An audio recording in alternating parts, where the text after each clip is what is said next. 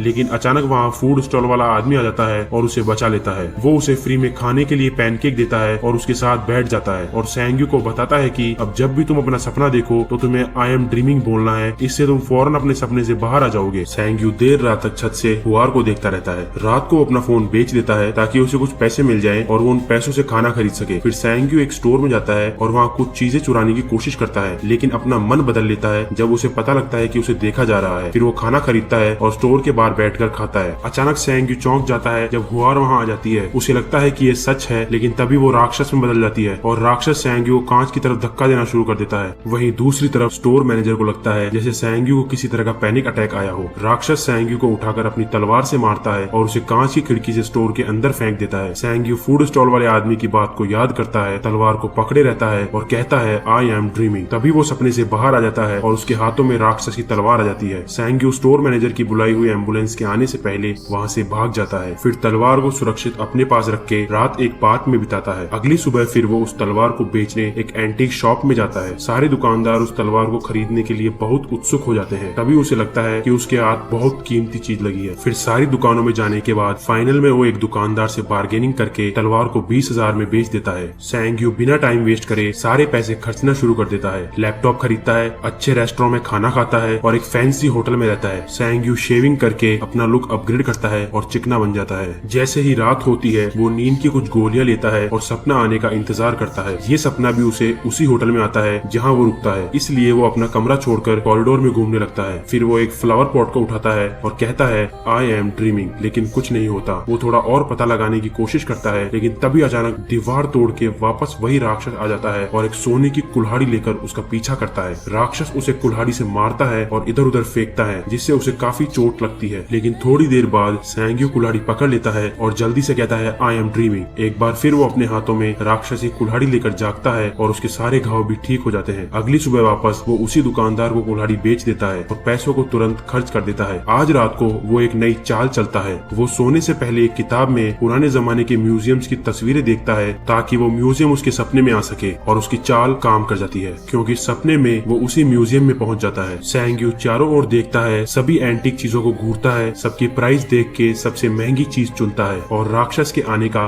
Wait करता है। इस बार राक्षस एक मशीन गन लेकर आता है जो सैंग्यू के प्लान के बिल्कुल ऑपोजिट था। सैंग्यू दौड़ना शुरू कर देता है और गोलियों से खुद को बचाता है, लेकिन आखिर में राक्षस उसे पकड़ लेता है और मार देता है। सैंग्यू वापस अपने होटल के बेडरूम में आ जाता है। वो उस काम को अधूरा नहीं छोड़ना चाहता था